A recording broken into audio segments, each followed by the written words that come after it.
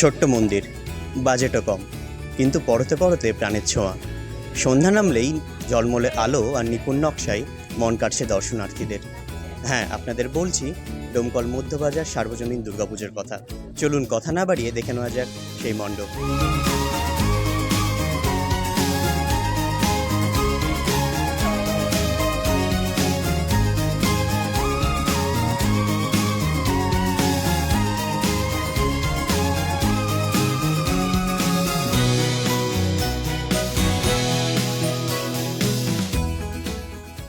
পুজো মানেই সুনিতা, আর সুনিতা মানেই সেরা পোশাক।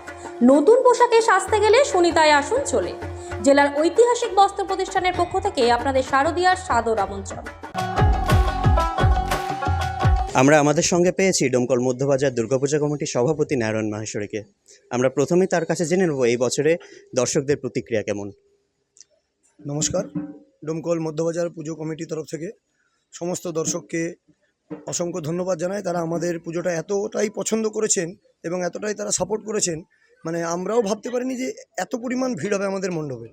ছোটোর উপরে ডোমকল সমস্ত ব্যবসায়িক বাজারের যত ব্যবসায়িক আছেন তাদের যা সহায়তা আমরা পেয়েছি, এবং যেমন আমরা অনেকেই জানি যে পুরো বাজারে ত্রিপল লাগানো থাকে, অনেক মানুষ আছেন যারা দিন আনে দিন খায়, এমনও লোক আছে তারা আমাদেরকে এতটাই সাহায্য করেছে। যখন আমরা বলেছি সেই সময় তারা ত্রিপলগুলো খুলেও দিয়েছেন।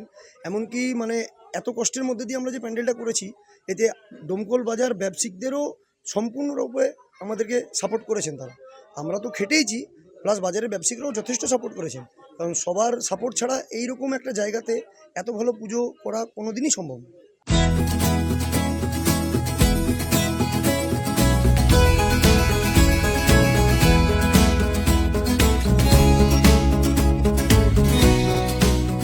বছর 3-4 আগে যখন একদিন অষ্টমীর দিন শুনছিলাম যে নাকি যারা পূর্বের যে কমিটি ছিল তারা বলছিলেন যে নাকি আমরা আর পারছি না এই পুজোটা। যেহেতু দেখেন ফান্ডেরও একটা ব্যাপার থাকে, পুজো করা, দুর্গা পুজো মানে যথেষ্ট ফান্ডের প্রয়োজন হয়। তো সেটা শুনে আমারও নিজে থেকে খুবই খারাপ লাগছিল যে এখন এই সময় যদি বাজারে পুজোটা বন্ধ হয়ে যায়।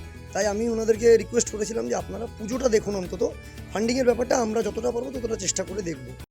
কিছু দর্শনার্থীদের আমরা পেয়েছি এখানে। আমাদেরকে একটু জানাবে দর্শকদের যে তোমার এই মণ্ডপ সজ্জা কেমন লেগেছে?